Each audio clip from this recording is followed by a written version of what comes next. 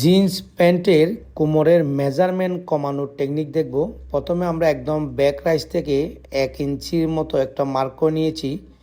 Mark করে একটা cross করে দিলাম। মার্ক করার পর এখন আমরা এই মার্ক বরাবর এবং লুপের পাশ দিয়ে আমরা সেলাই করব, যাতে আমরা যখন সেলাই করে ফেলবো তখন যেন সুতো ধরে টান দিলে আমাদের এই সেলাইটি যেন আর বোঝা না যায়।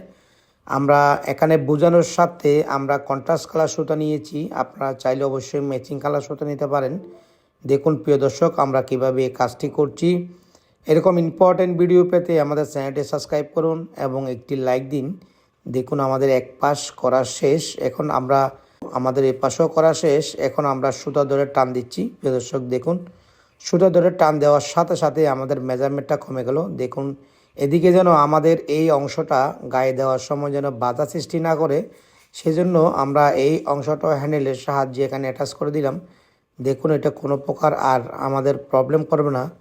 দেখুন কত সুন্দরভাবে আমরা একটি জিন্স প্যান্টের কোমরের মেজারমেন্ট কমিয়ে ফেললাম। এবং আমরা কন্ট্রাস্ট কালার সুতা দিলেও এখানে কিন্তু এই সুতাটি শো করছে না। দেখুন আমরা কত সুন্দরভাবে একটি জিন্স প্যান্টের কোমরের মেজারমেন্ট কমিয়ে ফেললাম।